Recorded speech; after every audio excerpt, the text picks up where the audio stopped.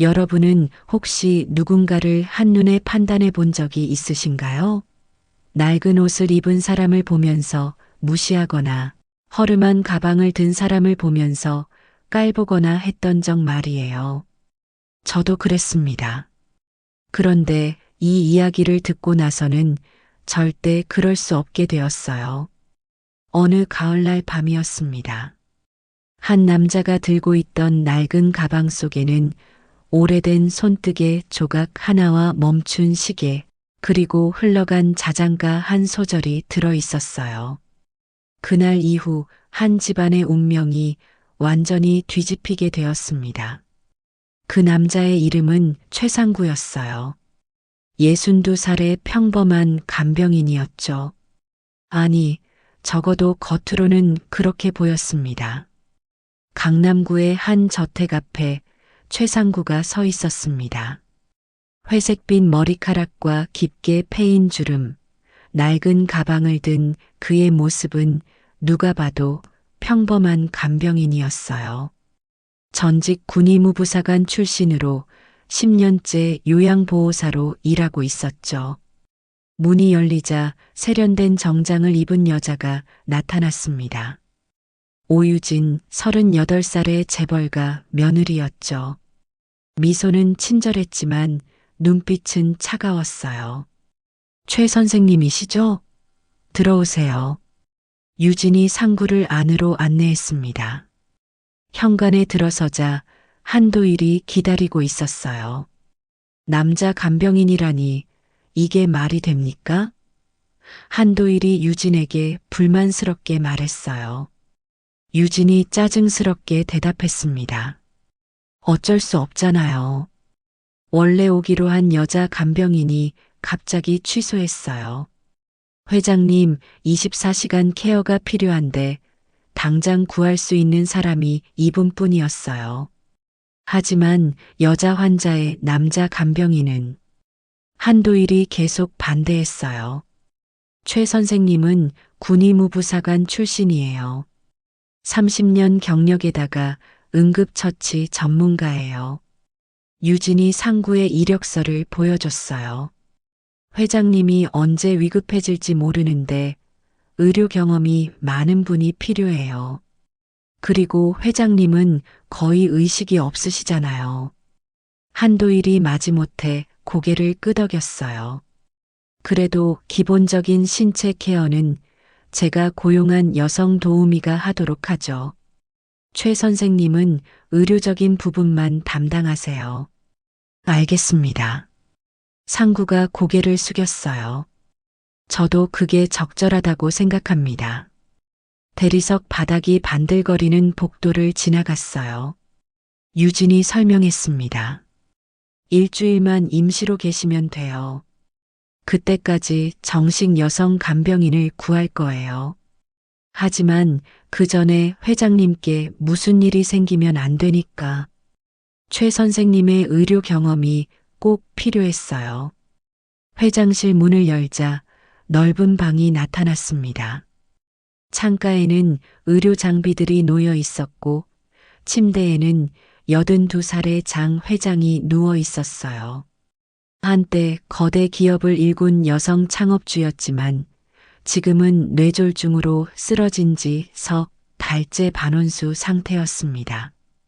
방 한쪽에는 중년 여성이 있었어요. 저는 김도움이에요. 회장님 목욕이나 옷 갈아입히는 건 제가 할게요. 선생님은 의료 쪽만 봐주세요. 상구가 고개를 끄덕이며 방으로 들어서는 순간 작은 소리가 들려왔어요. 침상 곁에 놓인 오래된 오르골에서 자장가가 아주 작게 흘러나오고 있었습니다. 라라미 솔. 상구의 발걸음이 멈췄어요.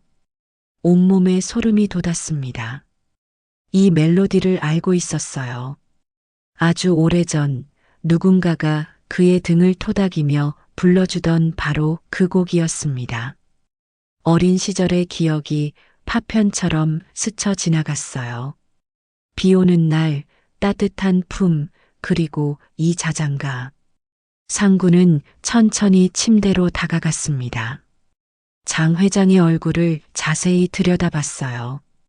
깊게 패인 주름 사이로 젊은 시절의 흔적이 보였습니다. 노년의 여성이었지만 품위가 느껴졌어요. 그때 상구의 시선이 회장의 손목에 머물렀어요. 작은 흉터가 있었습니다. 마치 어린아이를 구하다가 생긴 상처처럼 보였어요. 어디서 봤더라? 상구가 중얼거렸습니다. 오르골 옆에는 작은 액자가 놓여 있었어요. 장씨 가문의 문장이 새겨진 오래된 사진이었습니다. 상구는 그 문장을 뚫어지게 바라봤어요. 어디선가 본 것 같은데 기억이 나지 않았습니다. 최 선생님, 유진의 날카로운 목소리가 들렸어요. 뭐 하세요? 의료 장비 점검하셔야죠. 상구는 정신을 차렸습니다. 네, 알겠습니다. 김도우미가 속삭였어요. 회장님은 아들을 잃은 후로 남자를 극도로 경계하셨대요. 그런데 이상하게도 최 선생님이 들어오니까 맥박이 안정되네요. 상구는 의료 장비를 점검하면서도 계속 그 자장가 멜로디에 마음이 머물렀어요. 왜 이렇게 가슴이 아픈지, 왜 눈물이 날 것 같은지 알 수 없었습니다. 다음 날 아침 식탁에 모든 사람이 모였습니다. 유진과 집사 한도일, 그리고 운전기사 오종택까지. 상구는 구석에 서 있었어요. 간병인의 자리는 따로 정해져 있지 않았습니다. 한도일이 서류철을 테이블에 내려쳤어요. 최 선생님, 규정은 규정입니다. 가족 화장실과 서재는 출입 금지예요. CCTV는 모든 공용구역에서 작동하고 있으니 알아두세요. 48살의 한도일은 20년째 이 집을 관리하고 있었어요. 무표정한 얼굴로 상구를 훑어봤습니다. 마치 물건을 평가하듯이 차가운 시선이었죠. 회장님 상태 기록은 매시간 남겨주세요. 실수는 용납 못해요. 유진의 목소리는 부드러웠지만 단호했습니다. 예, 알겠습니다. 상구가 대답했어요. 그 순간 복도에서 휘파람 소리가 들려왔습니다. 어제 들었던 자장가 멜로디였어요. 상구가 돌아봤지만 아무도 없었습니다. 텅 빈 복도만이 길게 이어져 있었죠. 최 선생님? 유진이 상구를 불렀어요. 네, 집중하세요. 회장님, 간병이 쉬운 일이 아니에요. 유진의 시선이 상구의 낡은 스카프에 머물렀습니다. 싸구려라는 듯한 표정을 지었어요. 상구는 그 모욕적인 시선을 느꼈지만 아무 말도 하지 않았습니다. 저 스카프는 버리는 게 어때요? 위생상 좋지 않아 보이네요. 유진이 코웃음을 쳤어요. 상구는 스카프를 만졌습니다. 이건 그가 가진 유일한 과거의 흔적이었어요. 누가 만들어준 것인지도 기억나지 않았지만 버릴 수 없는 물건이었습니다. 죄송합니다. 개인 물품은 따로 보관하겠습니다. 상구가 대답했어요. 운전기사 종택이 상구를 슬쩍 봤어요. 67의 종택은 이 집에서 30년째 일하고 있었습니다. 회장님이 젊었을 때부터 모셨던 유일한 사람이었죠. 그의 눈빛에는 동정심이 어려 있었어요. 최 선생님은 경력이 많으시니까 잘하실 거예요. 종택이 말했습니다. 유진이 차갑게 웃었어요. 종택 씨는 운전만 신경 쓰세요. 간병인 걱정은 제가 할게요. 한도일이 일어났습니다.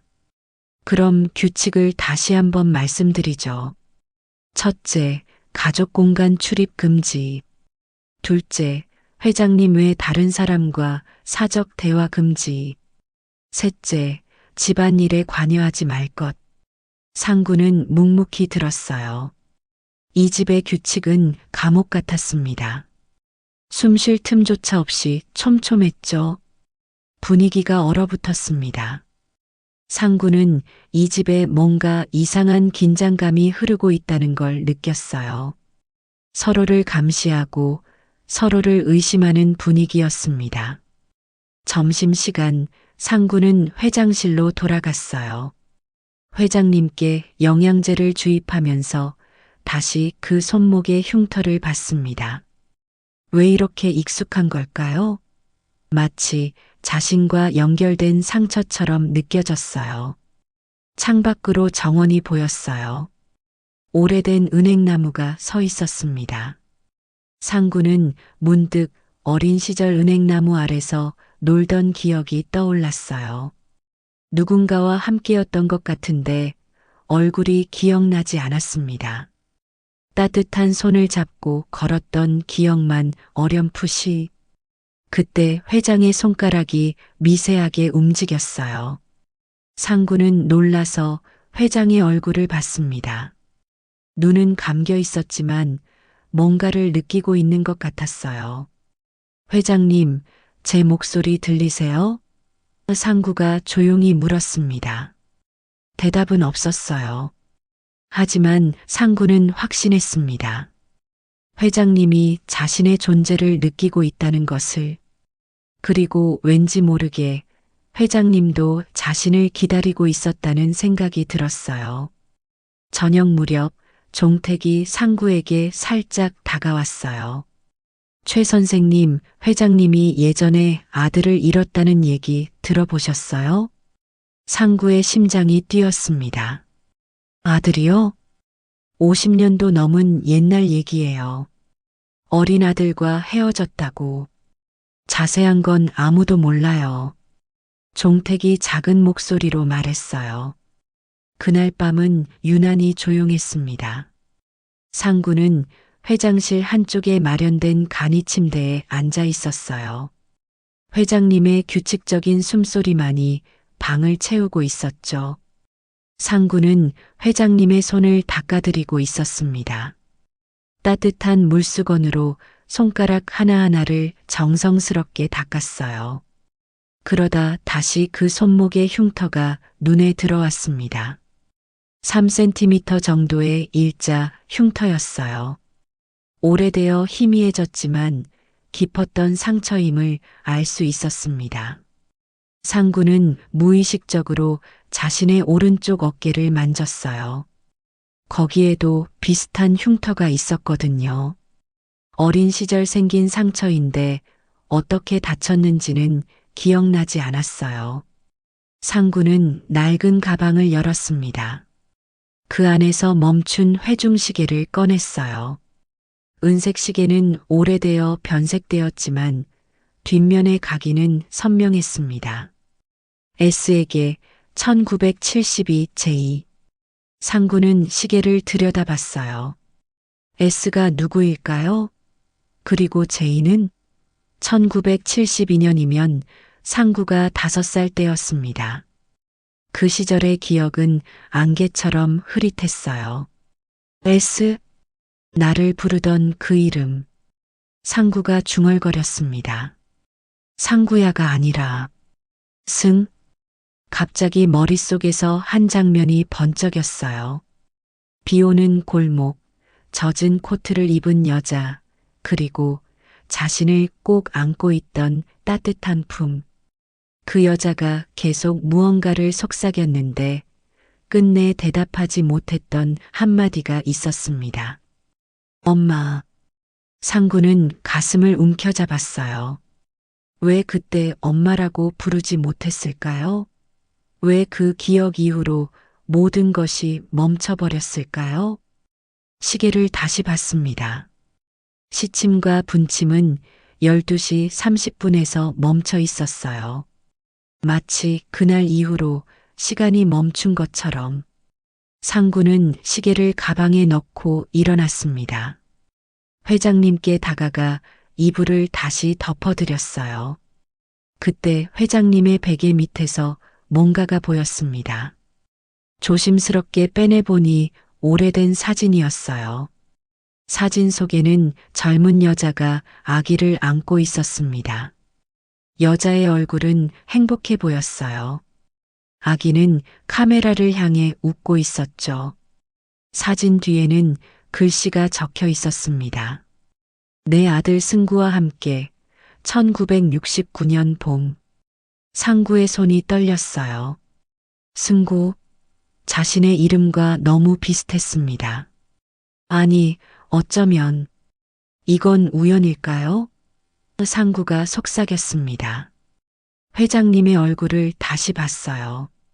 깊은 잠에 빠져 있었지만 입가에는 미세한 미소가 있는 것 같았습니다. 상구는 사진을 제자리에 놓았어요. 하지만 마음은 계속 요동쳤습니다. 자장가, 흉터, 시계, 그리고 이제 이 사진까지 모든 것이 하나로 연결되는 것 같았어요. 마치 50년 전에 끊어진 실이 다시 이어지는 것처럼 상구는 간병일지를 꺼냈습니다. 회장님의 상태를 기록하면서도 머릿속은 복잡했어요. 왜 이 집에 오게 된 걸까요? 정말 우연이었을까요? 아니면 운명이 이끈 걸까요? 새벽 3시 복도에서 발소리가 들렸습니다. 상구는 귀를 기울였어요. 누군가가 조심스럽게 걷고 있었습니다. 발소리가 회장실 앞에서 멈췄어요. 문 손잡이가 돌아가는 소리가 났습니다. 상구는 눈을 감고 자는 척했어요. 문이 살짝 열리고 누군가가 들여다봤습니다. 한도일이었어요. 한도일은 회장님과 상구를 번갈아 봤습니다. 그리고는 조용히 문을 닫고 사라졌어요. 상구는 눈을 떴습니다. 왜 한밤중에 확인하러 온 걸까요? 상구는 불안한 예감이 들었어요. 이 집에는 뭔가 비밀이 있었습니다. 그리고 그 비밀이 자신과 연결되어 있을지도 모른다는 생각이 들었어요. 창밖으로 달빛이 들어왔어요. 회장님의 얼굴에 달빛이 비쳤습니다. 평화로워 보이는 얼굴이었지만 상구는 그 속에 깊은 그리움이 숨어 있다는 걸 느꼈어요. 50년의 기다림, 50년의 그리움이. 아침이 밝았습니다. 상구는 회장님의 수액을 교체할 시간이었어요. 의료 장비 캐비닛을 열고 새 수액백을 꺼냈습니다. 그런데 뭔가 이상했어요. 수액백의 라벨이 미묘하게 달랐습니다. 다른 수액백들과 비교해 보니 확실히 차이가 있었어요. 특수 영양 수액이라고 적혀 있었지만 성분표 일부에 스티커가 덧붙여져 있었습니다. 상구는 스티커를 자세히 봤어요. 접착 흔적이 있었습니다. 누군가가 원래 라벨 위에 다른 스티커를 붙인 것 같았어요. 왜 그랬을까요? 혹시 성분을 숨기려는 건 아닐까요? 주방 뒤편 보관실로 가서 다른 수액들을 확인했습니다. 역시나 몇 개의 수액백에 같은 스티커가 붙어 있었어요. 상구는 스마트폰으로 사진을 찍었습니다. 뭔가 잘못되고 있다는 직감이 들었어요. 그때 누군가가 다가왔어요. 운전기사 종택이었습니다. 종택은 주변을 살피더니 상구에게 아주 낮은 목소리로 속삭였어요. 최 선생님, 오늘 밤 차고에서 뵙죠. 말할 게 있어요. 상구가 놀라서 종택을 봤습니다. 무슨 일이? 쉿. 종택이 손가락을 입에 댔어요. 지금은 안 돼요. 밤 11시에 오세요. 중요한 얘기예요. 종택이 서둘러 사라졌습니다. 그 순간 상구는 문틈으로 누군가가 지켜보는 걸 느꼈어요. 한도일이었습니다. 한도일은 차가운 눈빛으로 상구를 보다가 문을 닫았어요. 상구는 긴장했습니다. 뭔가 큰 일이 벌어지고 있었어요. 수액백의 비밀, 종택의 경고, 한도일의 감시. 모든 것이 연결되어 있는 것 같았습니다. 오후에 상구는 회장님께 수액을 주입했어요. 하지만 이상한 수액은 사용하지 않았습니다. 정상적인 수액백을 골라서 연결했어요. 혹시 모를 위험을 피하기 위해서였죠. 회장님의 얼굴을 살폈습니다. 평온해 보였어요. 하지만 상구는 알 수 없는 불안감을 느꼈습니다. 누군가가 회장님께 해를 끼치려 하는 건 아닐까요? 그 특수수에게는 대체 뭐가 들어있는 걸까요? 저녁 시간, 유진이 회장실로 왔어요. 최 선생님, 수액 교체는 잘하셨죠?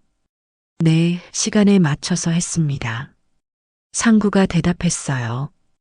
유진은 수액백을 확인했습니다. 그리고는 미간을 찌푸렸어요. 이건 왜 안 쓰셨어요? 특수 영양 수액을 가리키며 물었습니다. 일반 수액으로도 충분하다고 판단했습니다. 상구가 침착하게 대답했어요. 유진의 눈빛이 날카로워졌습니다. 제가 준비한 건 다 이유가 있어요. 앞으로는 제 지시대로 하세요. 특수 영양 수액을 꼭 사용하세요. 알겠습니다. 상구는 고개를 숙였어요. 하지만 마음속으로는 결심했습니다. 절대 그 수액은 사용하지 않겠다고. 유진이 나간 후 상구는 특수 수액 하나를 몰래 챙겼어요. 나중에 성분 분석을 의뢰해야겠다는 생각이 들었습니다. 밤이 깊어졌어요. 11시가 가까워지자 상구는 조심스럽게 회장실을 나왔습니다.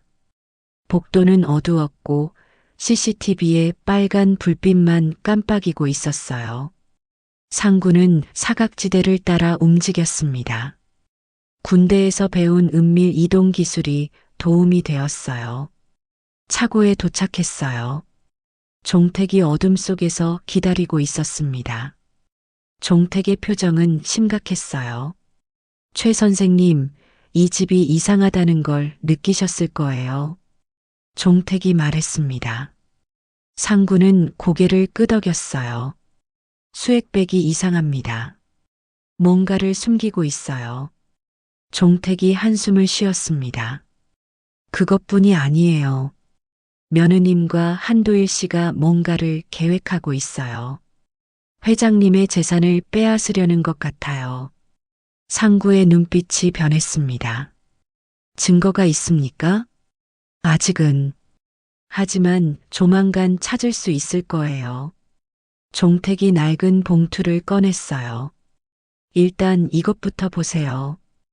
회장님이 예전에 자주 부르던 자장가 악보예요. 그리고 이상한 편지도 있어요. 상구는 봉투를 받았어요. 왜 저한테 이걸 주시는 거죠? 종택이 상구를 똑바로 봤어요. 최 선생님이 오신 날부터 회장님이 달라졌어요. 맥박이 안정되고 얼굴색도 좋아졌어요. 마치 누군가를 기다리다가 드디어 만난 것처럼요. 종택이 건넨 봉투는 오래되어 누렇게 변색되어 있었어요. 상구는 조심스럽게 봉투를 열었습니다. 안에는 손으로 그린 악보와 함께 편지 한 통이 들어 있었어요. 악보를 보는 순간 상구의 가슴이 뛰었습니다. 어제부터 계속 듣던 그 자장가였어요. 음표 하나하나가 정성스럽게 그려져 있었고 아래에는 가사도 적혀 있었습니다. 잘 자라 우리 아가 엄마 품에서 꿈나라로 가는 길 내가 지켜줄게. 상구는 눈을 감았어요. 이 가사를 들은 적이 있었습니다. 아주 오래전 따뜻한 목소리로 불러주던 사람이 있었어요. 종택이 말했습니다. 이 문장 보이시죠? 장씨 가문 문장이에요. 회장님이 젊었을 때부터 쓰던 거예요. 상구는 문장을 자세히 봤어요. 복잡한 문이었지만 어딘가 익숙했습니다. 그리고 편지를 펼쳤어요. 떨리는 손으로 읽기 시작했습니다. 아가, 미안하다. 엄마가 너를 지켜주지 못해서 꼭 찾을게. 내가 다치지 않게 내가 멀리서 지켜볼게. 언젠가는 다시 만날 수 있겠지. 그때까지 건강하게 자라다오. 사랑한다. 내 아들아. 제이가. 편지 끝에는 제이라는 서명이 있었어요. 상구는 주머니에서 회중시계를 꺼냈습니다. 시계 뒷면에 각인 제이와 같은 글씨체였어요. 이 편지는 어디서? 상구가 물었습니다. 회장님 서재에서 발견했어요. 50년 전쯤 쓰신 것 같은데 붙이지 못한 편지예요. 종택이 설명했어요. 제가 30년 전부터 회장님을 모셨는데 늘 누군가를 기다리는 것 같았어요. 상구는 혼란스러웠습니다. 장 회장이 제이라면 왜 아들에게 편지를 쓴 걸까요? 그리고 왜 붙이지 못한 걸까요? 종택이 계속 말했어요. 회장님한테는 잃어버린 아들이 있었다는 걸 저만 알고 있어요. 1972년 5살 때 헤어졌다고 하셨죠. 당시 회장님 남편이 돌아가시고 회사를 둘러싼 싸움이 치열했어요. 시댁 식구들이 아들을 위협했고 회장님은 아들을 지키기 위해 멀리 보내셨대요. 상구의 심장이 빠르게 뛰었습니다. 1972년 5살. 자신과 정확히 일치했어요. 그 아이 이름이 뭐였나요? 상구가 떨리는 목소리로 물었어요. 장승구였어요. 회장님이 가끔 잠꼬대로 그 이름을 부르셨어요. 승구야, 승구야 하면서요. 상구는 다리에 힘이 풀렸어요. 장승구, 최상구, 이름까지 이렇게 비슷할 수가. 종택이 상구를 유심히 봤어요. 최 선생님 혹시? 아직은 확실하지 않아요. 상구가 고개를 저었어요. 하지만 이 모든 게 우연은 아닌 것 같아요. 종택이 심각한 표정으로 말했습니다. 최 선생님이 정말 그 아들이라면 위험해요. 며느님과 한도일 씨가 회장님의 재산권 승계 서류를 서둘러 정리하고 있어요. 회장님이 깨어나기 전에 모든 걸 끝내려는 것 같아요. 그 수액도 그래서. 상구가 주먹을 꽉 쥐었어요. 맞아요. 회장님을 더 악화시키려는 것 같아요. 영원히 깨어나지 못하게. 종택의 목소리가 떨렸어요. 상구는 분노가 치밀어 올랐어요. 증거를 모아야 해요. 확실한 증거가 있어야 그들을 막을 수 있어요. 종택이 주변을 살피며 목소리를 낮췄습니다. 2층 가족 전용 화장실에 CCTV 사각지대가 있어요. 환풍구 안에 뭔가 숨겨놓았을 수도 있어요. 한도일이 가끔 거기서 뭐라는 걸 봤거든요. 상구는 고개를 끄덕였어요. 알겠습니다. 조심해서 확인해 보겠습니다. 두 사람이 헤어지려는 순간 종택이 상구의 팔을 잡았어요. 최 선생님 정말 조심하세요. 그들이 뭔가 눈치챈 것 같아요. 오늘 한도일이 최 선생님 신원조회를 하더라고요. 상구는 차고를 나와 회장실로 돌아갔습니다. 복도를 걸으면서 계속 생각했어요. 편지 속의 아이가 정말 자신일까요? 그렇다면 왜 기억이 나지 않는 걸까요? 회장실에 들어서자 회장님이 잠들어 있었어요. 상구는 회장님 곁에 앉았습니다. 그리고 조용히 말했어요. 어머니, 맞으시죠?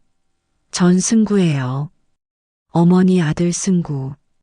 회장님의 눈꺼풀이 미세하게 떨렸어요.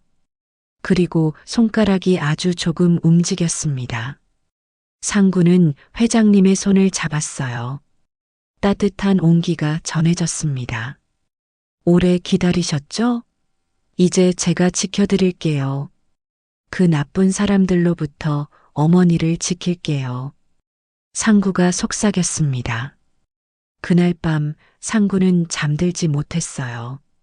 머릿속에는 온통 의문들로 가득했습니다. 왜 기억이 나지 않을까요? 그 오랜 세월 동안 어떻게 살았을까요? 누가 자신을 키워줬을까요? 새벽녘 상구는 편지를 다시 읽었습니다.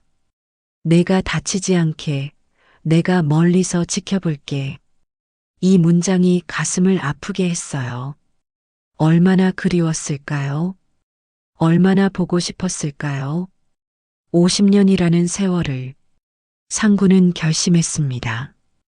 진실을 밝혀내겠다고, 어머니를 지키고 악한 사람들의 계획을 막겠다고, 그것이 아들로서 해야 할 일이라고 생각했어요. 그로부터 사흘이 지났습니다. 상구는 평소처럼 회장님을 돌보면서 조용히 기회를 엿보고 있었어요. 그런데 이상한 일들이 연달아 일어나기 시작했습니다. 먼저 유진과 관련된 재단에서 입찰 비리 의혹이 터졌어요. 어느 신문사에 익명의 제보가 들어갔다는 소문이 돌았습니다. 검찰이 감찰에 착수했고 유진은 하루 종일 전화 통화에 매달려 있었어요. 도대체 누가 이런 짓을... 유진이 서재에서 소리를 질렀습니다. 상구는 복도를 지나가다가 그 소리를 들었어요. 그 다음 날에는 한도일에게도 문제가 생겼습니다. 그가 관리하던 비밀 계정 장부가 유출됐다는 소문이 퍼졌어요. 회사 내부 감사팀이 조사를 시작했고 한도일은 안절부절 못했습니다. 이건 절대 우연이 아니야. 한도일이 유진에게 말하는 소리가 들렸어요. 누군가가 우리를 노리고 있어. 최상구 그놈이 수상해.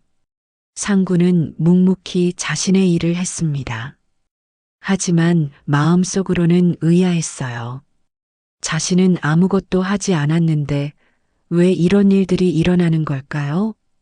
세 번째 날에는 유진의 동생이 대기업 취업 비리로 면접이 취소됐다는 소식이 들렸어요. 종택이 신문을 보여줬습니다. 최 선생님, 이거 보셨어요? 유진 씨 집안이 완전히 망가지고 있어요. 상구는 신문을 읽었어요. 유진의 동생이 부정한 방법으로 취업하려 했다는 내용이었습니다. 증거까지 첨부되어 있었어요. 우연이라고 하기엔 너무 정교하네요. 상구가 중얼거렸습니다. 종택이 작은 목소리로 말했어요. 혹시 회장님이... 아니, 그럴 리 없겠죠. 의식이 없으신데. 그날 저녁 유진과 한도일이 회장실로 찾아왔어요. 두 사람의 표정은 험악했습니다. 최 선생님, 유진이 차가운 목소리로 말했어요. 혹시 우리 집안 일에 관심이 많으신가요? 무슨 말씀이신지 모르겠습니다. 상구가 담담하게 대답했어요. 한도일이 상구를 노려봤습니다. 요즘 이상한 일이 너무 많이 일어나요. 선생님이 오신 이후부터 말이죠. 전 회장님 간병만 하고 있습니다. 상구가 말했어요. 유진이 상구에게 다가왔습니다. 정말 그것뿐인가요? 혹시 회장님과 무슨 관계라도 있는 건 아닌가요? 당신 얼굴을 보니 회장님과 어딘가 닮은 것 같기도 하고. 상구의 가슴이 뛰었지만 침착하게 대답했어요. 전 그저 간병인일 뿐입니다. 그럼 증명하세요. 유진이 날카롭게 말했어요. DNA 검사를 하시죠. 회장님과 혈연 관계가 없다는 걸 증명하세요. 한도일이 거들었어요. 맞아요. 확실하게 해두는 게 좋겠어요. 혹시나 하는 마음에서요. 상구는 잠시 생각했어요. 거부하면 더 의심받을 거예요. 필요하시다면 하겠습니다. 한도일이 비웃었어요. 좋아요. 내일 당장 검사 받으세요. 제가 아는 병원이 있으니 거기서 하죠. 두 사람이 나간 뒤 상구는 깊은 한숨을 쉬었어요. 한도일이 아는 병원이라 결과를 조작할 가능성이 있었어요. 그날 밤 종택이 다시 찾아왔어요. 최 선생님 들으셨죠? DNA 검사 얘기. 네, 들었습니다. 상구가 고개를 끄덕였어요. 종택이 걱정스러운 표정으로 말했습니다. 조심하세요. 그들이 결과를 조작할 수도 있어요. 한도일이 그 병원 원장과 친해요. 알고 있습니다. 상구가 말했어요. 하지만 거부할 수는 없어요. 그럼 이렇게 하세요. 종택이 제안했어요. 검사 받을 때 샘플을 따로 보관했다가 다른 병원에도 검사를 의뢰하세요. 상구는 고개를 끄덕였어요.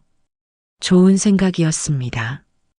다음 날 아침 병원 직원이 와서 상구와 회장님의 샘플을 채취했어요. 상구는 몰래 면봉 하나를 더 준비해서 자신의 샘플을 따로 보관했습니다. 그리고 회장님의 머리카락도 몇 가닥 챙겼어요. 유진과 한도일이 지켜보고 있었어요. 결과는 3일 후에 나온대요. 유진이 말했어요. 그때까지 조용히 계세요.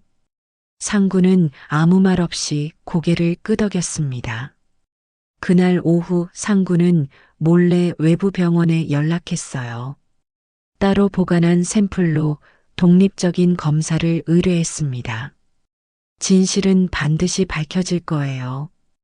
회장실로 돌아온 상구는 회장님을 돌보면서 생각에 잠겼어요.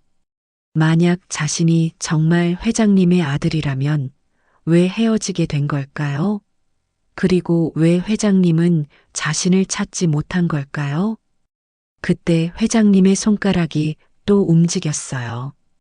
이번에는 더 확실했습니다. 회장님이 천천히 깨어나고 있는 것 같았어요. 어머니, 들리세요? 전 여기 있어요. 승구예요. 상구가 속삭였습니다. 회장님의 눈꺼풀이 떨렸어요.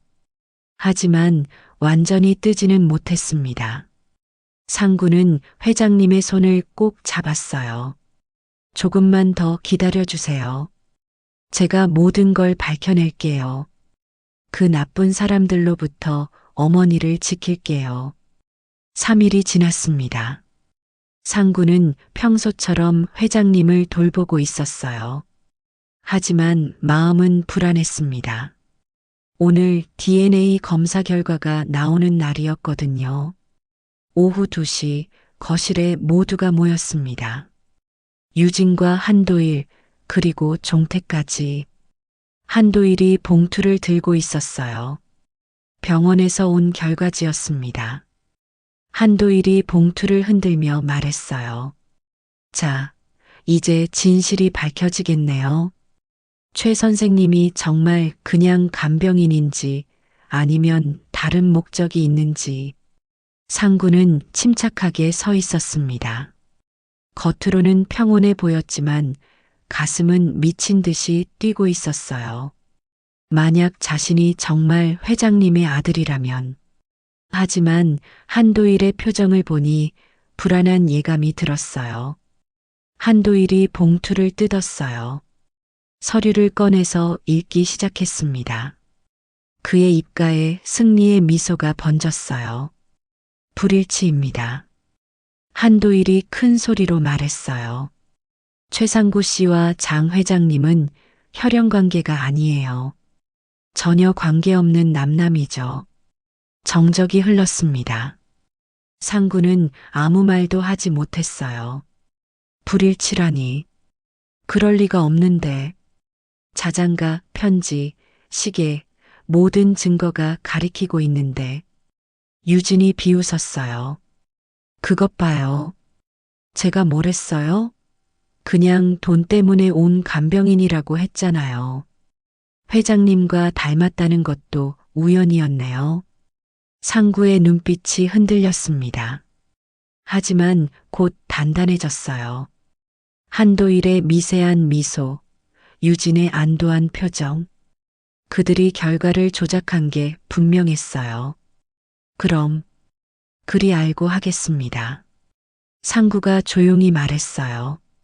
종택이 놀란 표정으로 상구를 봤습니다. 왜 이렇게 쉽게 받아들이는 걸까요? 뭔가 다른 계획이 있는 걸까요? 한도일이 서류를 테이블에 던졌어요. 이제 확실해졌으니 분수를 알고 행동하세요. 당신은 그저 고용된 간병인일 뿐이에요. 쓸데없는 상상은 접으세요. 알겠습니다. 상구가 고개를 숙였어요.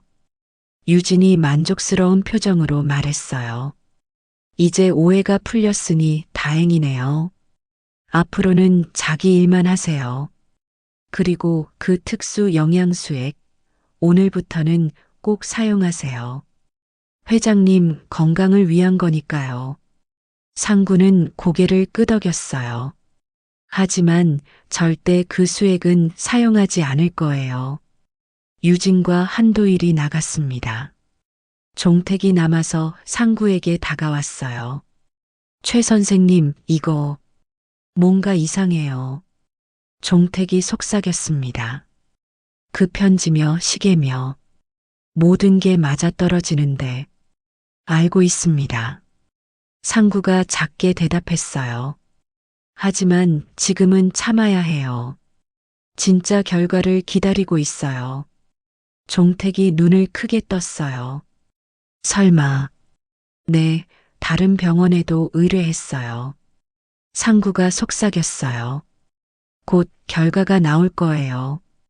그날 밤 상구는 회장실에서 혼자 앉아 있었어요. 심장이 부서지는 것 같았습니다. 거짓 결과지만 그 말을 듣는 순간 가슴이 아팠어요. 정말로 회장님과 남남이라는 말처럼 느껴졌거든요. 상구는 눈을 감았어요. 그러자 자장가가 들렸습니다. 마음속 깊은 곳에서 울려오는 그 멜로디. 아직 끝난 게 아니라는 신호 같았어요. 아직 끝난 게 아니에요. 상구가 중얼거렸습니다. 진실은 반드시 밝혀질 거예요. 상구는 회장님께 다가갔어요. 회장님은 여전히 깊은 잠에 빠져 있었습니다. 하지만 얼굴색이 조금씩 좋아지고 있었어요. 정상 수액을 계속 사용한 덕분인 것 같았습니다. 어머니, 제가 누군지는 중요하지 않아요. 중요한 건 어머니를 지키는 거예요. 그들이 어머니께 무슨 짓을 하려는지 알아낼 거예요. 회장님의 손가락이 미세하게 떨렸어요. 마치 대답하는 것처럼.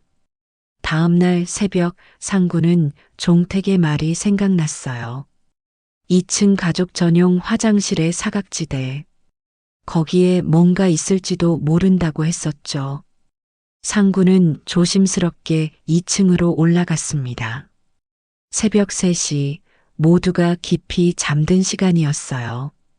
복도는 어두웠고 CCTV에 빨간 불빛만 깜빡였습니다. 화장실에 들어가서 환풍구를 찾았습니다. 천장 구석에 있었어요. 상구는 의자를 가져와서 올라섰습니다. 나사를 풀고 덮개를 열었어요. 안에 뭔가가 있었습니다. 비닐봉지에 쌓인 물건들이었어요. 상구는 조심스럽게 꺼냈습니다. 그리고 그 내용물을 보는 순간 충격에 숨이 멎을 뻔했어요. 보이스 레코더, 사진 몇 장, 그리고 수액 봉투가 들어 있었어요. 하지만 그것보다 더 충격적인 건 서류 뭉치였습니다. 회장님의 도장, 위조된 서명 연습 종이, 그리고 독극물이 든 작은 병까지. 상구는 먼저 보이스 레코더를 켰습니다. 녹음된 대화가 흘러나왔어요. DNA는 불일치로 해. 유진의 목소리였습니다. 병원장한테는 내가 얘기했어.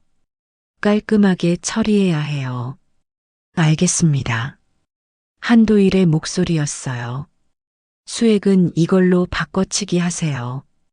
천천히 약해져야 티가 안 나니까.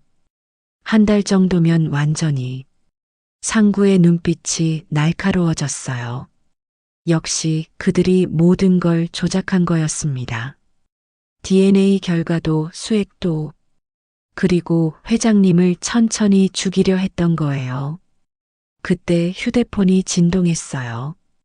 외부 병원에서 온 문자였습니다. 떨리는 손으로 확인했어요. 친자 확률 99.9%. 상구는 눈물이 났어요. 역시 자신이 회장님의 아들이 맞았어요. 장승구, 50년 전에 잃어버린 그 아이가 바로 자신이었던 거예요. 상구는 환풍구에서 찾은 증거들을 하나씩 확인했어요. 보이스 레코더에는 더 많은 녹음 파일이 있었습니다. 재생 버튼을 눌렀어요. 회장님이 완전히 의식을 잃으면 바로 서류에 도장을 찍어. 유진의 목소리였어요. 유언장도 준비했어요. 모든 재산은 나한테 상속되도록. 그런데 혹시 진짜 아들이 나타나면 어떻게 하죠? 한도일이 물었어요. 그럴 리 없어. 50년 넘게 못 찾았는데 이제 와서 나타날 리가. 유진이 비웃었어요. 설령 나타나도 우리가 먼저 손 쓰면 돼. 병원장이 우리 편이니까. 상구는 모든 증거를 카메라로 찍었어요. 녹음 파일도 자신의 휴대폰으로 옮겼습니다. 위조된 서명 연습지, 도장, 독극물 병까지 모두 사진으로 남겼어요. 그리고 원본 수액 라벨을 자세히 확인했어요. 성분표를 보니 정상 수액에 독성 물질이 섞여 있었습니다. 천천히 장기를 손상시키는 성분이었어요. 상구는 분노로 손이 떨렸습니다. 환풍구를 다시 닫고 화장실을 나오려는데 복도에서 발소리가 들렸어요. 상구는 재빨리 화장실 문 뒤에 숨었습니다. 한도일이었어요. 한도일은 화장실로 들어와서 환풍구를 올려다 봤어요. 뭔가 이상한 낌새를 느낀 것 같았습니다. 하지만 어둠 속에서는 확인할 수 없었어요. 한도일이 나간 후 상구는 조심스럽게 빠져나왔습니다. 회장실로 돌아온 상구는 즉시 수액을 확인했어요. 역시나 누군가가 또 독이 든 수액으로 바꿔놓았습니다. 상구는 정상 수액으로 교체하고 독이 든 수액은 증거로 보관했어요. 다음 날 아침 상구는 종택을 만났어요. 종택 씨, 이것 좀 보세요. 상구가 녹음 파일을 들려줬습니다. 종택의 얼굴이 창백해졌어요. 이건 살인미수예요. 당장 경찰에 신고해야 해요. 아직이에요. 상구가 말했어요. 더 확실한 순간을 기다려야 해요. 현행범으로 잡아야 합니다. 상구는 휴대폰을 꺼냈어요. 그리고 이것 보세요. 진짜 DNA 검사 결과예요. 종택이 결과를 보고 눈물을 글썽였어요. 정말이었군요. 최 선생님이 아니라 도련님이셨어요. 회장님이 얼마나 기뻐하실까. 아직은 비밀로 해주세요. 상구가 부탁했어요. 그들을 완전히 무너뜨린 다음에 밝힐 거예요. 그날 오후 유진이 회장실로 왔어요. 최 선생님, 특수 영양수액 사용하고 계시죠? 네, 지시대로 하고 있습니다. 상구가 거짓말을 했어요. 유진이 수액을 확인했더니 미간을 찌푸렸어요. 이상하네. 분명히 바꿔놨는데. 뭐가 이상하신가요? 상구가 물었어요. 유진이 날카롭게 쳐다봤습니다. 아니에요. 그냥 회장님 상태가 나아지는 것 같아서요. 사실 회장님의 상태는 정말로 좋아지고 있었어요. 정상 수액을 계속 맞은 덕분에 얼굴색도 좋아지고 손가락 움직임도 늘어났습니다. 그날 밤 상구는 경찰에 연락했어요. 형사와 통화하면서 상황을 설명했습니다. 증거는 충분합니다. 녹음, 사진, 독극물까지 다 있어요. 하지만 현장을 잡아야 확실해요.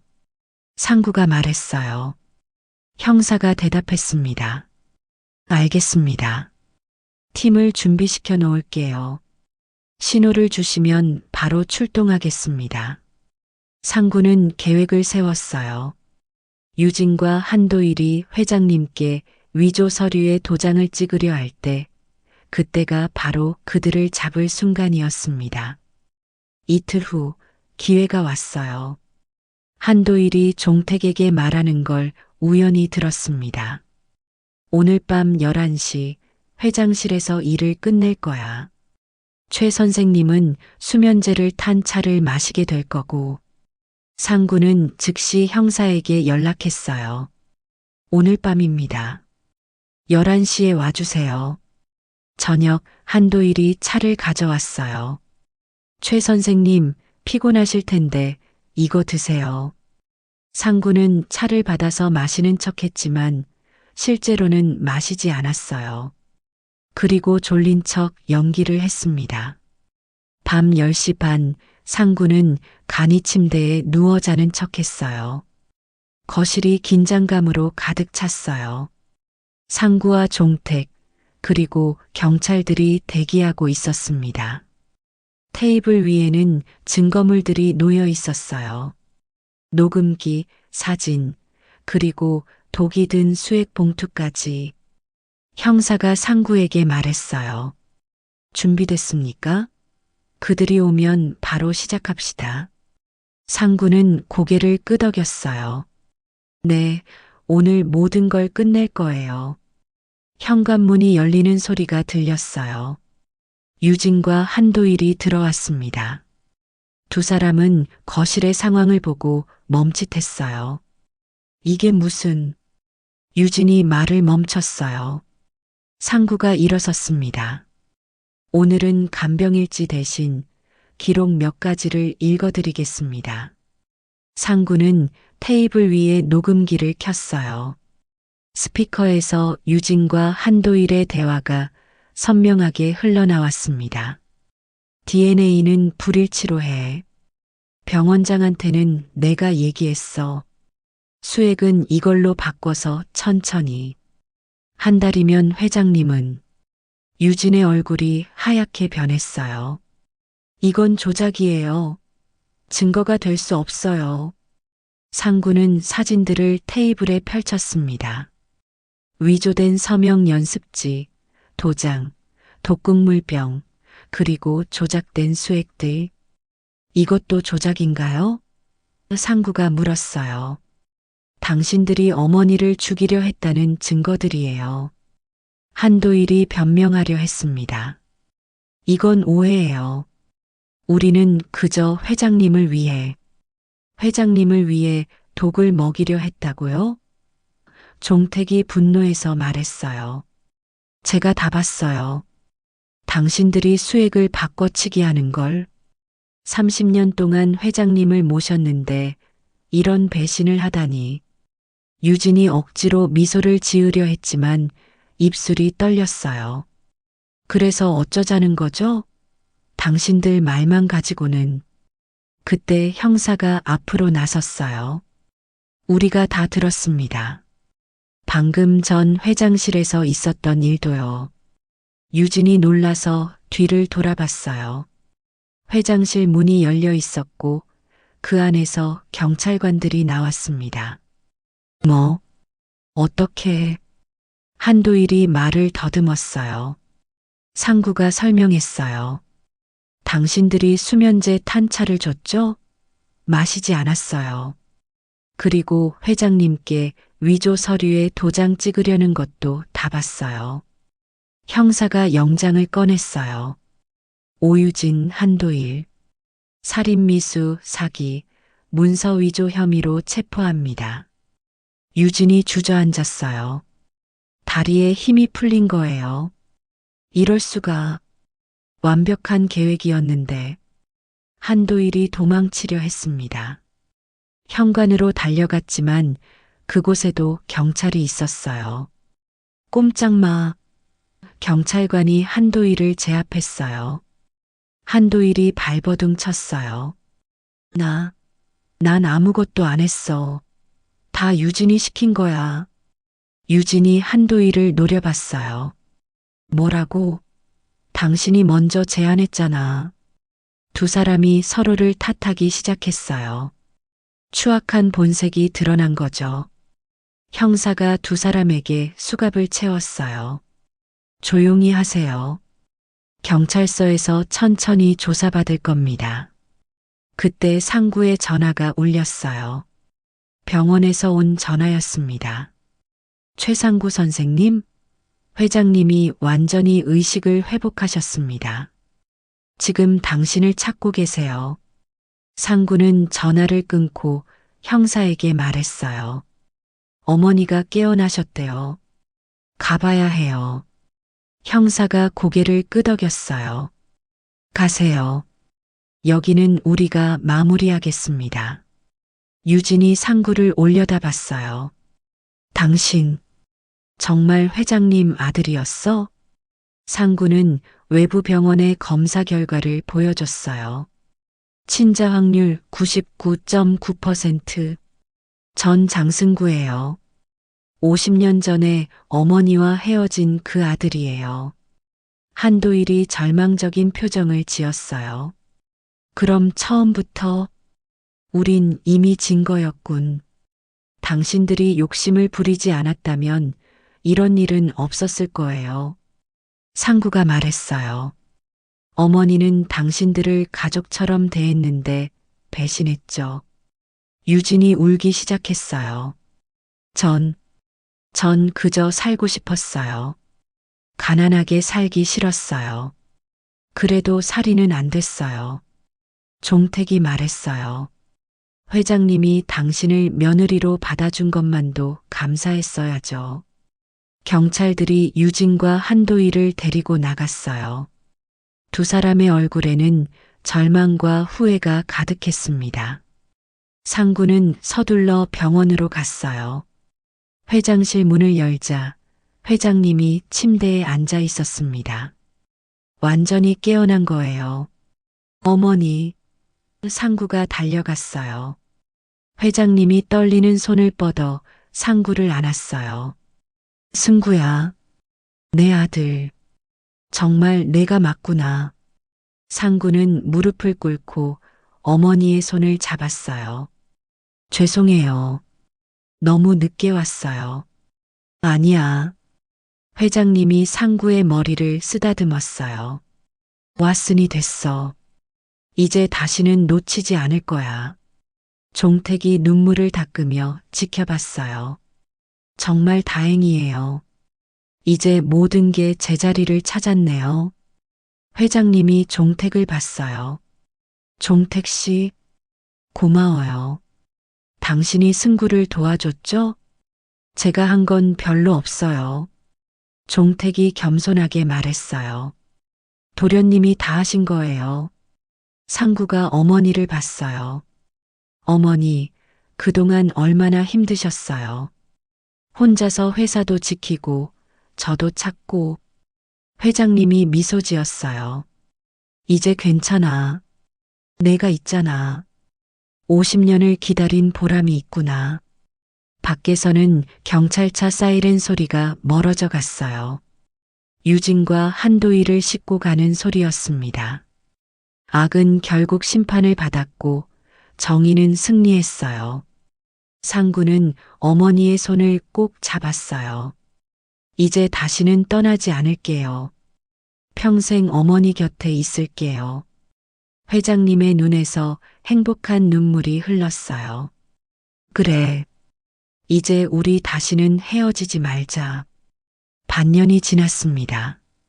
겨울이 가고 봄이 왔어요. 병원 재활치료실에서 장 회장이 휠체어에 앉아 있었습니다. 상구가 옆에서 어머니의 손을 잡고 있었어요. 회장님의 상태는 놀랍도록 좋아졌습니다. 말하는 것도 자유로워졌고 손을 움직이는 것도 편해졌어요. 무엇보다 눈빛이 살아났습니다. 아들을 되찾은 어머니의 행복한 눈빛이었죠. 승구야. 회장님이 따뜻한 목소리로 불렀어요. 미안하다. 너를 혼자 두고. 상구는 어머니의 손을 꽉 잡았어요. 아니에요, 어머니. 저를 지키려고 그러신 거잖아요. 이제 알아요. 회장님이 상구의 뺨을 어루만졌어요. 주름진 손이었지만 따뜻했습니다. 그래도 내가 얼마나 힘들었을까. 부모 없이 자라서. 괜찮아요. 상구가 미소 지었어요. 오히려 덕분에 강해졌어요. 그래서 어머니를 지킬 수 있었고요. 회장님의 눈에 눈물이 고였습니다. 그때 내 작은 삼촌이 회사를 빼앗으려고 너까지 해치려 했어. 그래서 너를 멀리 보낼 수밖에 없었어. 보육원에 맡기고 이름도 바꾸고. 상구는 이제 모든 걸 이해했어요. 어머니의 선택은 사랑이었다는 것을. 어머니가 매년 보육원에 후원금을 보내셨다고 들었어요. 상구가 말했어요. 그것도 저 때문이었죠? 회장님이 고개를 끄덕였어요. 멀리서라도 지켜보고 싶었어. 하지만 가까이 가면 위험할까봐. 텔레비전에서 뉴스가 흘러나왔어요.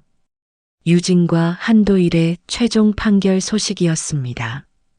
두 사람 모두 징역 15년을 선고받았어요.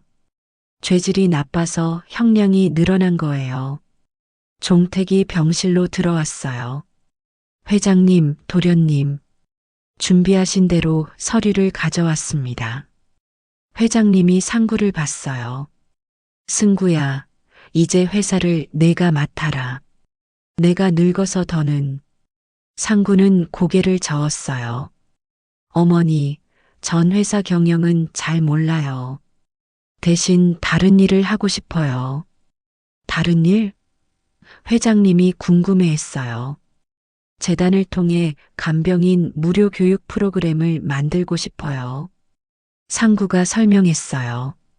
저처럼 나이 들어 일자리를 잃은 사람들에게 새로운 기회를 주고 싶어요.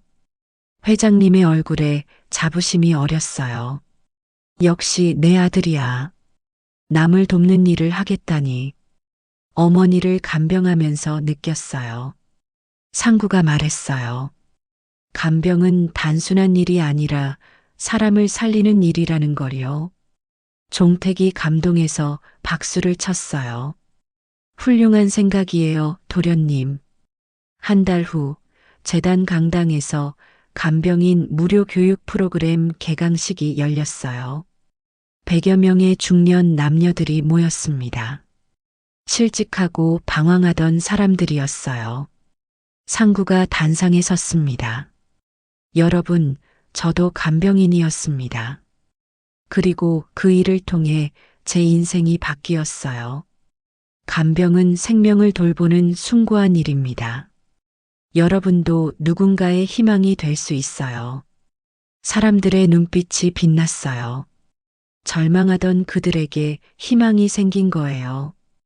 회장님은 휠체어에 앉아 아들을 자랑스럽게 바라봤어요.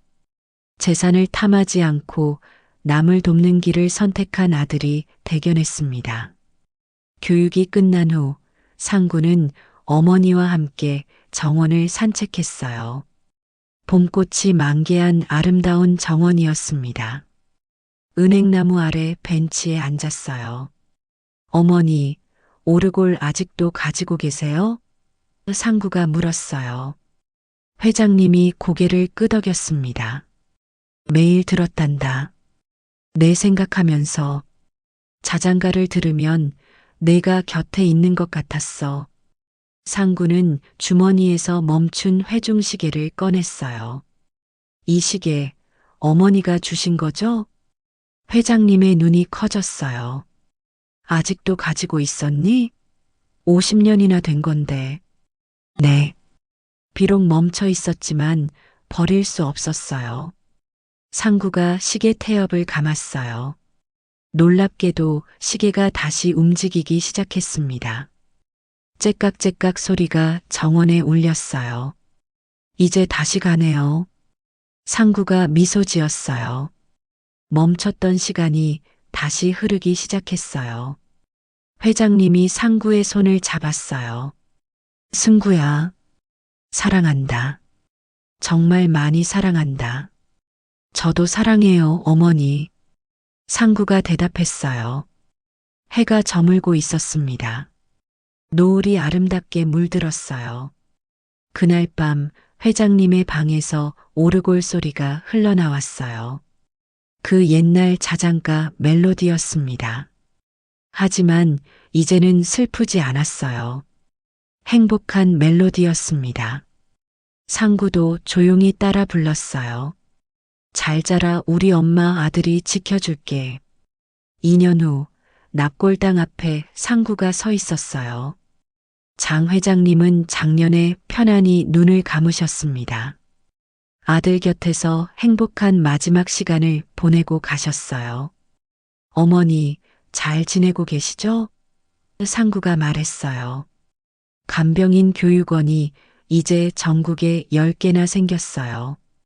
수천 명이 새 일자리를 찾았고요. 어머니가 기뻐하실 거예요. 상구는 회중시계를 꺼내봤어요. 시계는 정확한 시간을 가리키고 있었습니다. 멈췄던 시간, 이제 계속 갑니다. 제가 이어갈게요.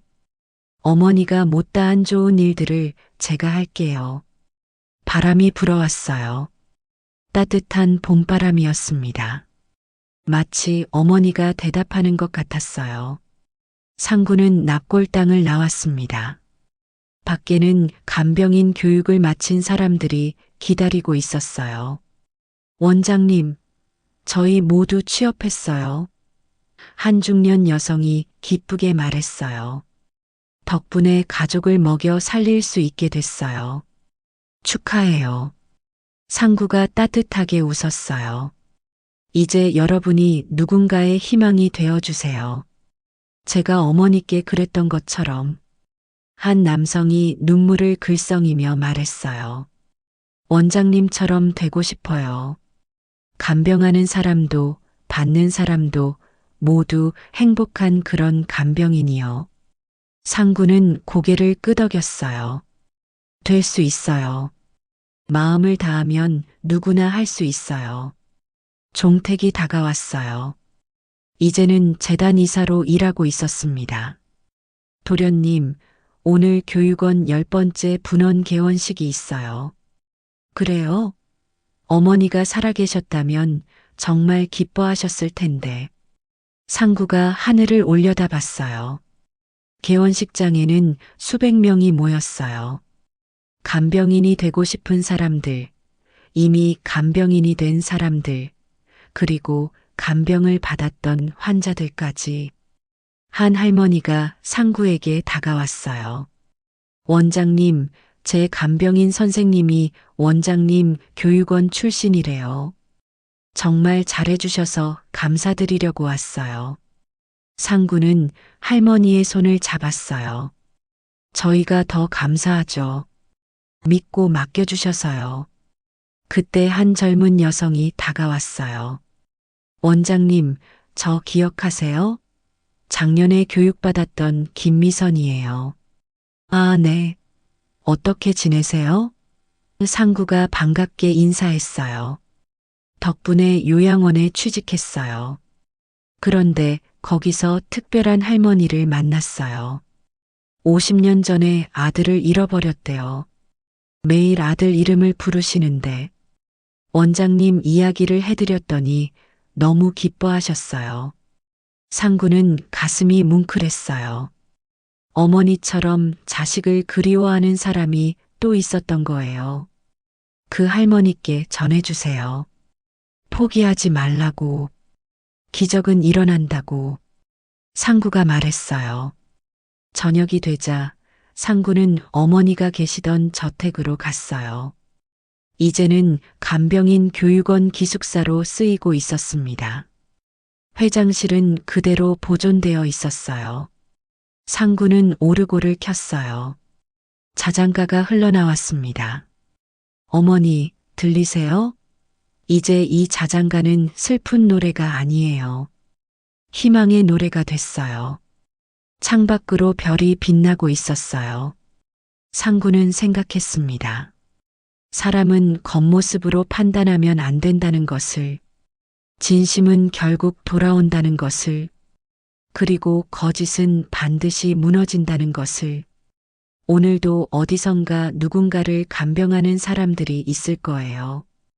병들고 지친 사람들을 돌보는 따뜻한 손길들이. 그들에게 상구는 말하고 싶었습니다. 당신들이 하는 일은 숭고한 일이라고. 포기하지 말라고. 상구는 회중시계를 다시 봤어요. 시계는 여전히 정확하게 가고 있었습니다. 멈췄던 50년의 시간이 이제는 더 많은 사람들의 시간이 되어 흐르고 있었어요. 어머니, 저 잘하고 있죠? 어머니가 주신 사랑을 많은 사람들에게 나누고 있어요. 바람이 창문을 스쳤어요. 마치 어머니가 잘했다. 내 아들아라고 말하는 것 같았습니다. 상구는 일어섰어요. 내일은 또 새로운 간병인들을 만날 거예요. 그들에게 희망을 주고 길을 열어줄 거예요. 그것이 어머니가 자신에게 준 사랑을 갚는 길이라고 믿었으니까요. 해가 완전히 졌어요. 하지만 내일은 또 해가 뜰 거예요. 멈췄던 시계처럼 끝난 것 같던 인생도 다시 시작할 수 있어요. 그것이 인생의 기적이고 희망이니까요. 오르골의 자장가가 여전히 흐르고 있었어요. 이제 그 자장가는 끝이 아니라 새로운 시작을 알리는 노래가 되었습니다. 수많은 간병인들과 환자들에게 희망을 주는 노래로. 상구는 문을 나서며 중얼거렸어요. 어머니 사랑해요. 영원히 기억할게요. 별빛 아래 간병인 교육원 건물이 따뜻한 불빛으로 빛나고 있었습니다. 그곳에서 새로운 희망이 자라나고 있었어요. 멈췄던 시계가 다시 가듯이 끝났다고 생각한 인생도 다시 시작될 수 있다는 희망이. 상구는 눈물이 났어요. 역시 자신이 회장님의 아들이 맞았어요. 장승구, 50년 전에 잃어버린 그 아이가 바로 자신이었던 거예요.